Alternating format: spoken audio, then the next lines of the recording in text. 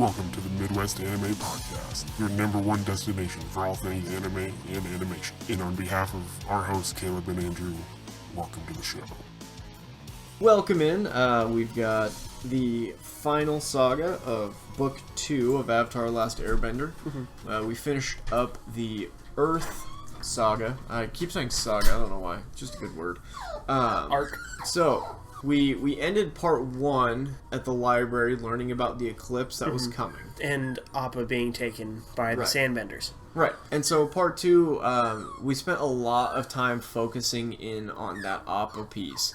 And At least once every episode, they mentioned having to find Appa, or who could have taken Appa, or where they took him, or getting to Ba Sing Se to find Appa. It was all something along those lines. yeah, and pretty convenient, of course, that they were heading to Ba Sing Se anyway to talk to the Earth King. And, Right.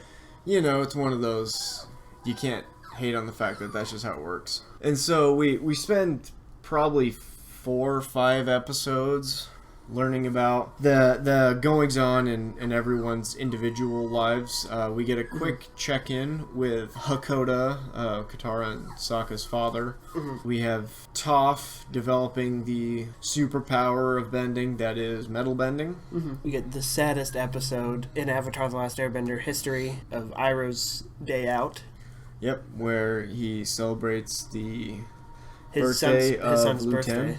You weren't in the room for I it. wasn't. I ended up in the bathroom. It got really humid in here. I don't know, it was like a mist was in the air. I know. I don't know what's going on. I kind of wanted to tell you to back it up so that I could watch it. Yeah. Didn't cry though.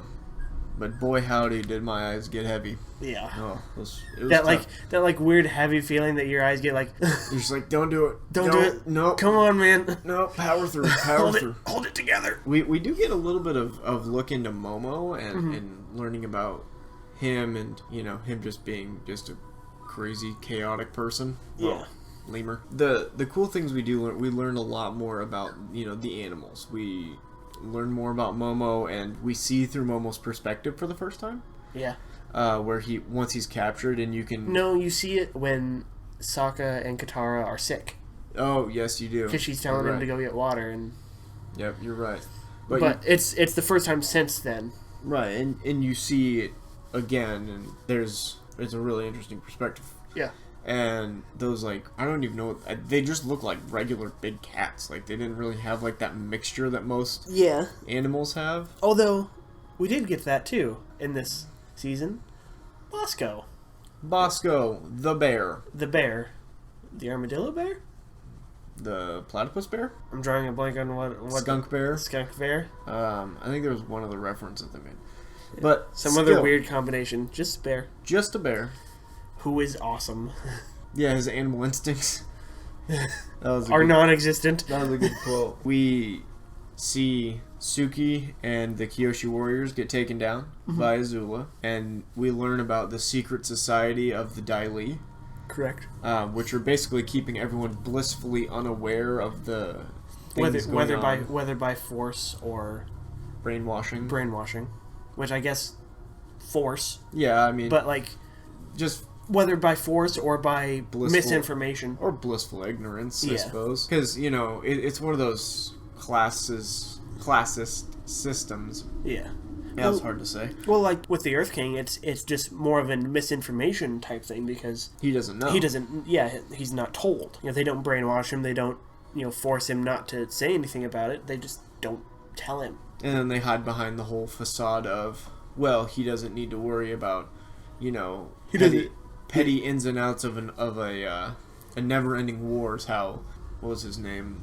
Long Fang? Yeah. I wanted to call him Tai Lung, and I'm like, nope, that's Kung Fu Panda. That's not it. I do think this last half of the book is kind of drawn out. I feel like this is the point in the season where they would already have been confirmed for the final season. Right. And so they kind of they were drawing it out so that they could develop exactly what's going to happen in book 4 or book 3. Right, because the final chapter is fire. Who's going to teach Aang fire? Are they going to rescue Iroh? Is Zhang Zhang going to come back? you know. I mean, those of us who've seen the show, we know where this is going. Right, but as far as, you know, never seeing the show before, we don't know. Because, of course, seeing the show, spoilers, we know that Zuko turns on the Fire Nation again. But if you look at how, and I think this is beautifully written, is the end of Book 2, he turns back to the Fire Nation. Right. And so he went through this, he released Appa from... He went through this sort of Lake Lao guy. like spiritual metamorphosis. Yep, he had his within himself, reawakening, and he was this positive person until he realized that there was a possibility that of he going can home. And get back his honor, which Very is big common for him. theme. Yeah, that's basically his entire character arc thus far. It's all about honor, and so when given the opportunity, he turns on Iroh, his uncle, and he turns on Aang and Katara, and leads to the ending of the book where Azula strikes Aang with lightning. Right. As far as I know, the only time lightning ever works in the series. That it strikes a person. That it strikes a person. Yes. Because, I mean, technically you can count when Iroh redirects it as striking a person, but not really. Well, he grabs Azula by the fingertips and directs it out. Well, and Zuko does it later on. Well, he redirects it when later, she's shooting it at Katara. He doesn't do it well. No. And he ends up electrocuting himself. He's an idiot. But he redirects it all the same. Character arc. Yeah. Still an idiot. But we do have some great individual pieces that happen during this second part. You learn about chakras with Guru Patik. He teaches Aang how to be able to go in and out of the Avatar state at will based on him clearing his chakras. Letting go of earthly possessions and... is the final one. Yeah. And that one is the one that he can't do because he doesn't want to let go of the things and, things that he cares about, also known as Katara. Right. Which, obviously, there's other things, but the first thing that he thinks of is obviously Katara. Yeah, which is ironic because he spent literally the past month looking for his bison. Yeah. And Appa's not the first thing he gives a shit about. It's Katara. Right. Well, he can do stuff with Katara that he can't do with Appa. So he can fly if he has Appa. You know I wasn't talking about flying. I was. He already has mastered waterbending. What else does he need her for? We'll have that discussion when you're older, buddy. says the guy. Says to the guy who has a kid in one of the Yeah. You kind of ruined the comedy of that moment with that. But you do have some individual moments, and you definitely see that love arc kind of developing. You have a weird moment in the catacombs, though. Yeah, with Katara and Zuko. Where she touches his face. Yeah, and I think that's where, because obviously there are the people that, as we're going to call it, shipping, that ship Katara and Zuko together. That's kind of where that starts, I think. Okay. I don't know. I don't know what shipping means, and I've never heard that term before. It's essentially like putting characters together in a relation. In, like, the mind, with fan art and stuff? Yeah. Oh, okay, I got you. So the naughty side of this whole thing. Sort of. The Tumblr side. Sort of. Yeah. Damn it, Tumblr. Only for the good people. We do see a pretty cool moment for Sokka in this, actually, where he gets kissed a bunch by Suki. That's what that's the moment I'm talking about. Yeah. That's not actually, but that's pretty funny. The part where we looked up at the ceiling and admired the textured ceiling. Yeah, the textured ceiling. Yeah, painting with the texture. Yeah, it's interesting. But we have Sokka went and found his dad and checked in on them, and there's a moment in there where he's telling his name Bato to load the ships, and all the other men get ready for battle, and Sokka goes, well, what do you want me to do? And his dad says, and this is a really cool line. Yeah. Didn't you hear me? I said all the other men go get ready. And that's kind of like he respects Sokka as a man now. Right. Well, and it's a bit of a callback as far as Sokka asking what his dad wants him to do, because when Sokka's dad left the first time, it was hey, you're not old enough you stay here and protect your sister in the village. And now it's, hey, come on, come with me. And it's also a callback to a little bit after that, where he does meet up with Bato, and Bato puts him through the ice dodging thing as the ship's captain, which is the quote-unquote rite of passage, really. For the Water Tribe. For Water Tribe men. And it's a really cool thing. I would have at least Southern Tribe. We don't know if the Northern tribe is different. I think their customs are a little more...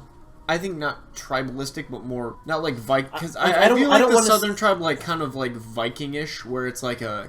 You bathe in the blood of your enemies, kind of a rite of passage. A lot of, like...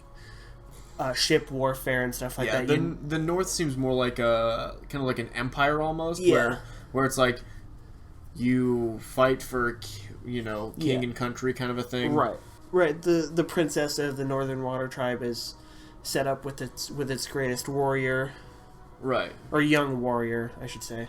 Yeah, and the young warrior sees it as a promotion more than it's an actual thing. The arranged marriages piece. Yeah. Within that. I think a really cool addition that probably was a conversation that happened, it was just not depicted in the actual show, would have been Sokka telling his father about what happened at the Northern Tribe and how that there's a group now coming down to the Southern Water Tribe to do some good. I think it would have been a fun, like, deleted scene. Right. I think it would have been a valuable kind of getting conversation. Getting his father, because obviously his father lost their mother. Right. Getting his father's input as a father of lost love and stuff like that, and which obviously we had the moment with Suki where Sokka is very overprotective to start during the Serpent's Pass episode, where we get, him obviously, again, very overprotective, and she goes, hey, knock it off. I can handle myself. Right. Like, what's going on with you? And then Sokka finally has to open up about it. Yeah. And I think that was a good piece for Sokka. And then, again... Because even in the first part, he sees Yue in the swamp. And he goes, I thought I saw Princess Yue. Anyway. Like, he just quickly brushes past it. He doesn't want to talk about it. Because he's trying to be that manly man. Yeah. That's who he's had to be since his dad left. Absolutely. He's had to be the man of the village. Yeah. He can't be... I don't know, like, all gushy and emotional. Yeah.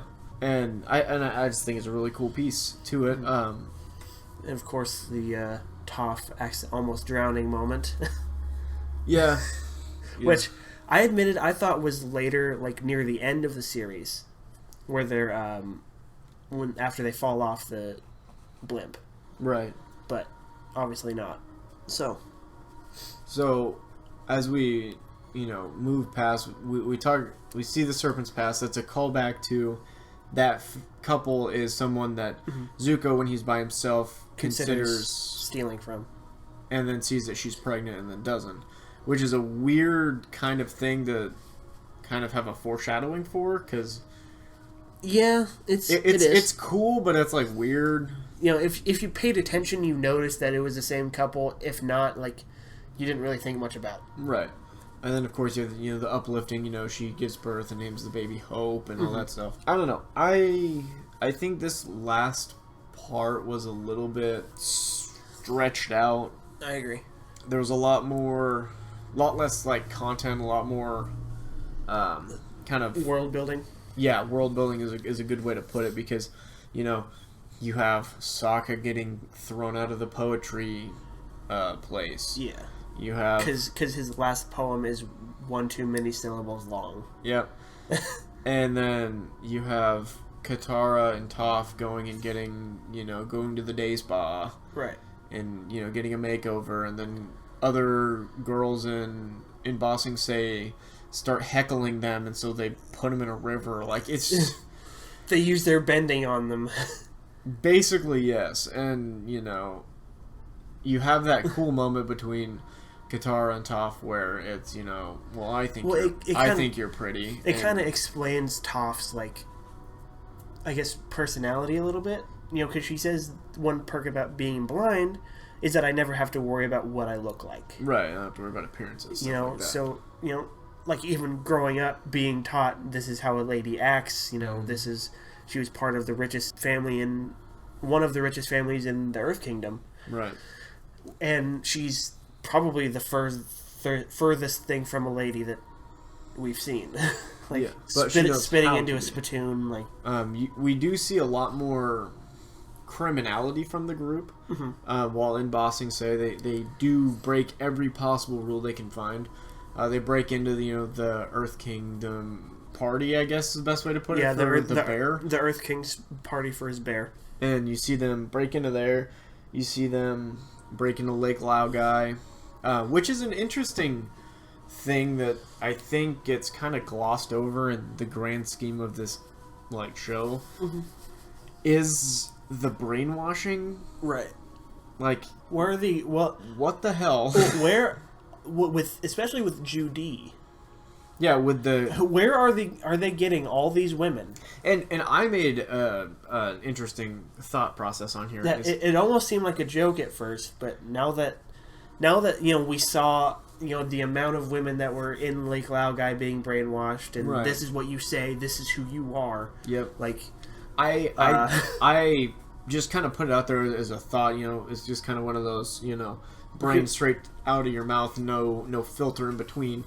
Was maybe they're some sort of prostitute. Maybe they're that's how they clean up prostitution in Bossing Say. They're ladies of the night. They're mistresses. They're because the Dai Li call themselves the guardians of the culture, the cultural police. Yeah, and so which I compared to something like North Korea or Iran, right? Who they control, famously have cultural police, right, or religious police in Iran's case. Yeah, and they have censorship. Yeah, even China does the same thing with their censorship. Yeah. Piece, and that's exactly how the Dai Li operate. Yeah. In this show is you don't get to drop flyers. That's against the law without being approved. Everything has to be approved in some fashion. Right, and you have to wait a month. And that month is going to turn into 3 months. 3 months turns into a year. Yeah, at the end of the month, something came up. We're going to push you back another month. And every time it continues to just get pushed back. We do get some pretty cool fight sequences that happen. Mm-hmm. We have Jet against Zuko with a little sword fight. That was awesome. Yeah. That's probably it's kind of an underrated fight scene. It is. It's a very high quality fight scene. It proves that Zuko is actually a pretty skilled fighter. Mm-hmm. Without firebending. When he is firebending, he's all rage-based. Yeah. That's what makes him unsuccessful. But you do get to see that cool little sword fight interaction. You see Appa versus the porcupine boar. Yeah. Which was an interesting little fight. You have Iroh showing why he's called the Dragon of the West. Yeah, and that's the first real talk about we've had. Yeah. With the whole thing. Which it's also the first time you see anybody breathing fire. Wait. You see it a little bit when you see the silhouette of Ozai. He breathes fire up into the air. But that doesn't really count because you can't really see his face. Yeah. But I don't think you see his face until I don't think you ever see what Ozai looks like until you don't see his living face until the first episode of the 3rd season. Until he declares himself Phoenix King, I'm pretty sure. No, it was it's the day of the eclipse. No, because Zuko confronts him. It's the day Zuko comes home. Oh yeah, which is the first episode of the So you're right. of the 3rd season. You're right, because he welcomes him back personally, and then of course next season we get buff Iroh, and we'll get into all that stuff. We also got the first mention of the White Lotus. We did as an organization, not just a Pai Sho piece. Right, and you got to see how those vines are weaved. Mm-hmm. How intricate. It's essentially, I guess, to put it into, reality terms, it's essentially that world's Illuminati. Yeah, or, Freemasons. It's a brotherhood of every nation intertwined into one thing for common ideals. We find out that Iroh's a Grandmaster, which will come into play down the road, obviously. He does lose a Pai Sho piece, the White Lotus Pai Sho piece. which had been mentioned previously, and whenever he plays anybody else, they make fun of like it's like the weakest thing. And, Yeah. But clearly, you see that the mentions of Paisho were never useless. Mm-hmm. It was building to this kind of cool thing. Right, and next season we get to see everyone important that's actually in the White Lotus. That, Right. You really never expect, but it'll be a cool thing. Some other cool pieces.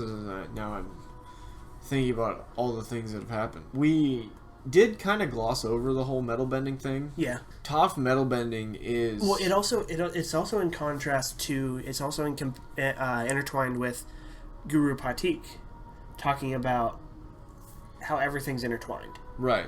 And how, even metal is just Purified earth. purified earth. You quickly see that Toph has discovered something that no one's ever done before. Mm-hmm. And, fast forward, if we think about what happens in Korra, it's pretty common. But Now being able for her to be able to see the pieces of earth in there, she was going to be the person to figure it out. Yeah. But she is now officially the most badass earthbender on the planet. Yeah. Like She officially surpassed Boomy.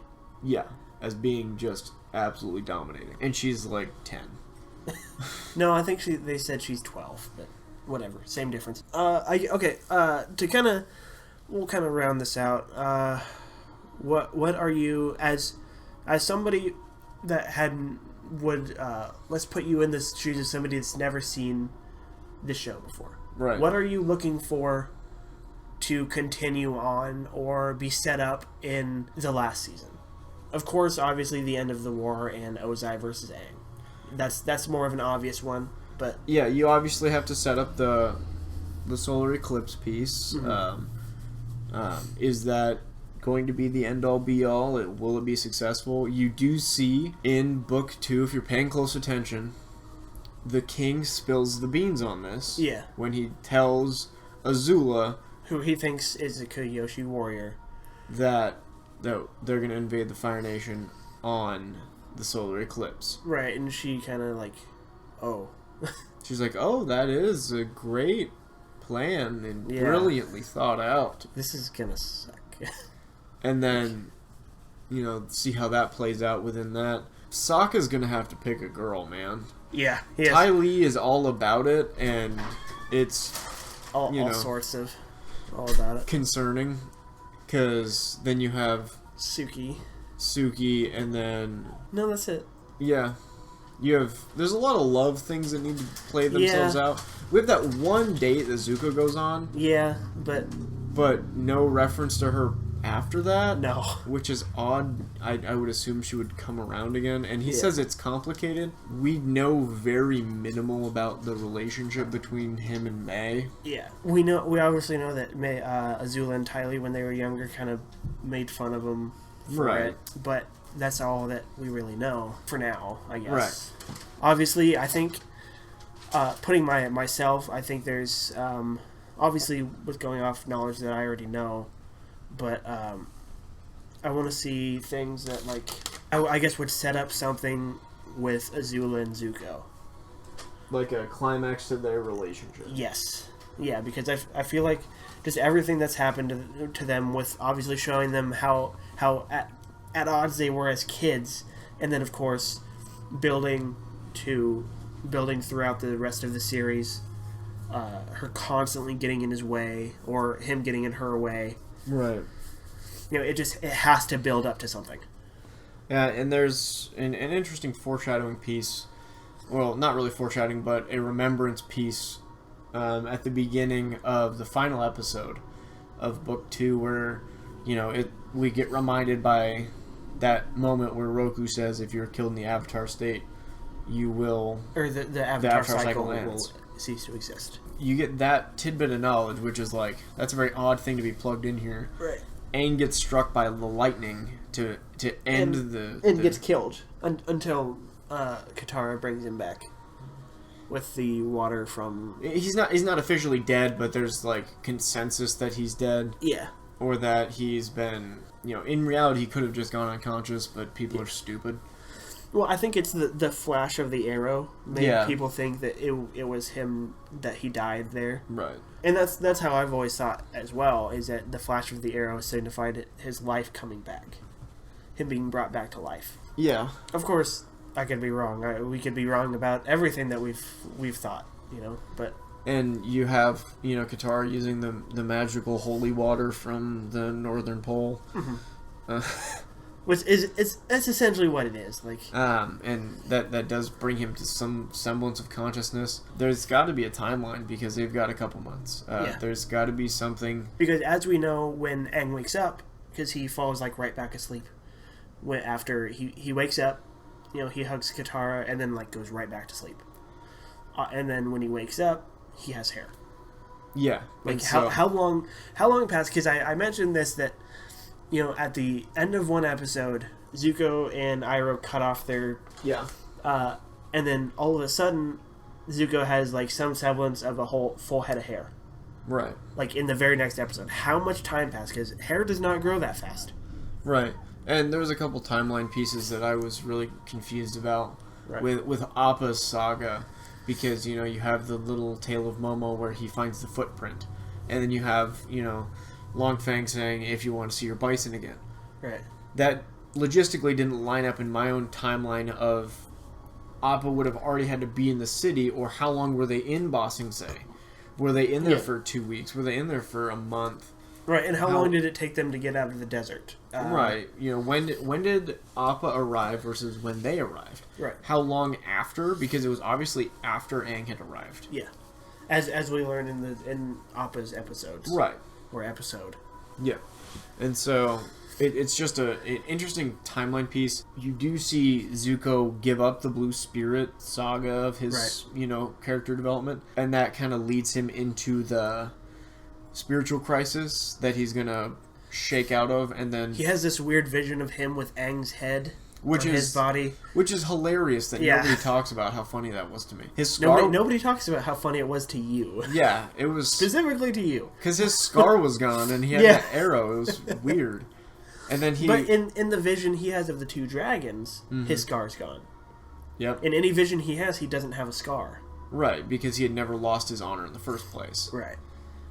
Or I don't know if... Well, that was kind of signifying his, would he choose the path that he's always wanted, of having his honor and becoming Fire Lord as the eldest son? Having never done the thing that got him kicked out. Right, or does he go down the path of helping Aang and renouncing the Fire Nation, stuff like that? And so you have the two dragons having that conversation, and one is voiced by Azula, the other one's Iroh. Obviously, the two competing things in his brain. Right. And I think that's an interesting piece that we talk about, is the fact that, I don't know, he holds some sort of semblance in his mind that if he gets his honor back, his scar will somehow heal, or some stupid thing along those lines. Yeah, but there seems to be a fixation with it, the scar is going to be the thing that's going to change, when in reality he's looking to, physically, he's not looking at the spiritual and the emotional side that Iroh has clearly grasped through his years of finding that spiritual awakening, because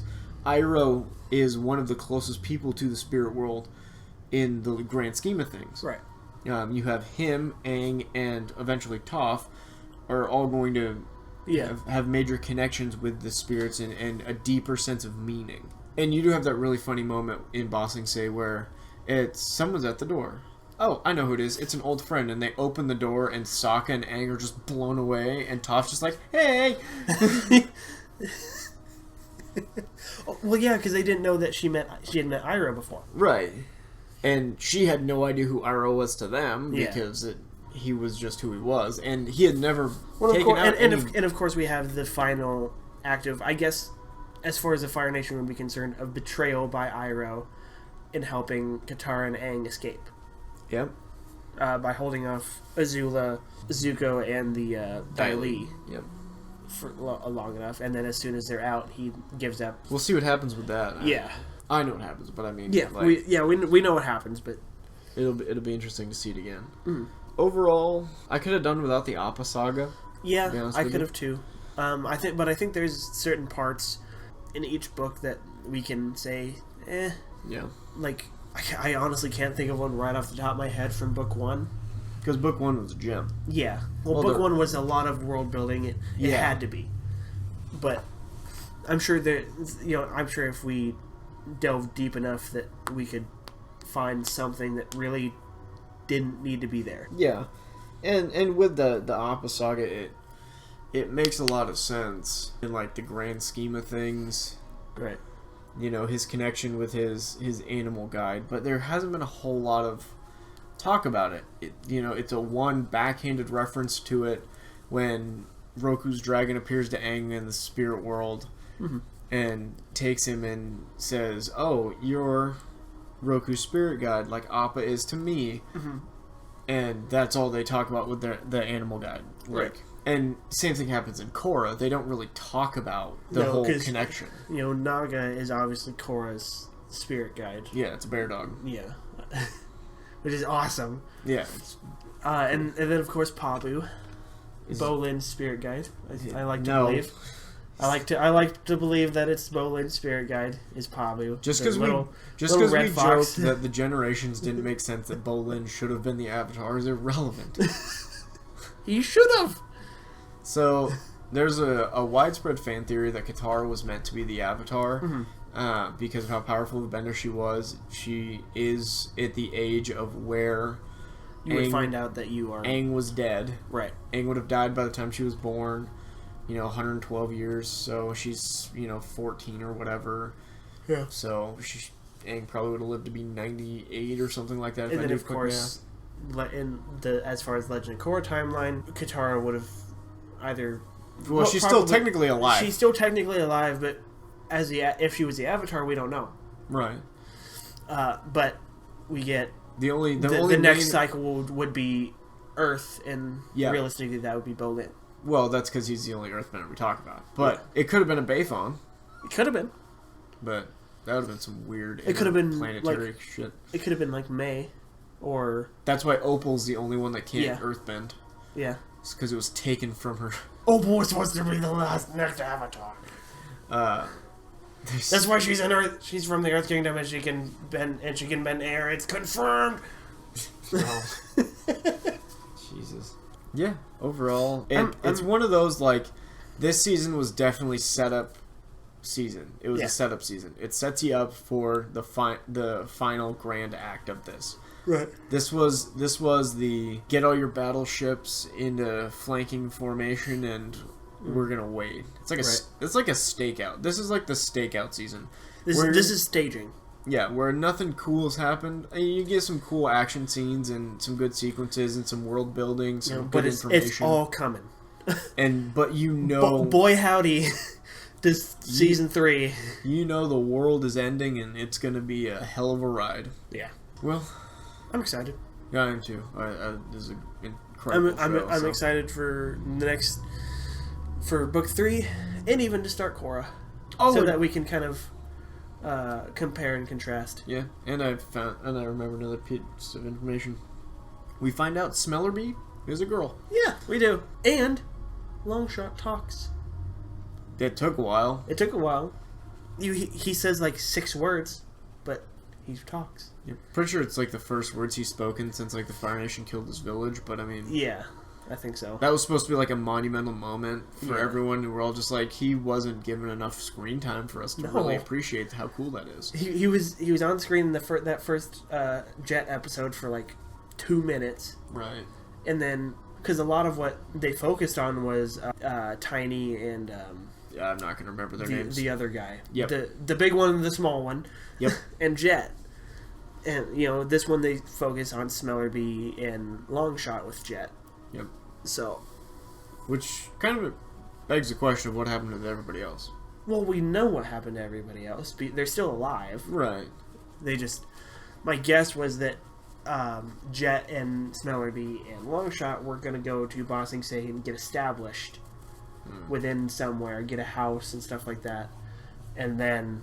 Bring everybody else along. Fair enough. Because all the rest of them are there at the raid, the staging area for the invasion of the Fire Nation. Right. I know. It just begs the question of why is there separation? And I guess it could just be a writing piece. Yeah. All right, well, That's it for this week. well, stretch that out to 40 minutes. Yep. Impressive. Good job, Indeed. us. Yeah. We'll be back to analyze part 1 of book 3. Fire! It's gonna be hot. Yeah, I just said that.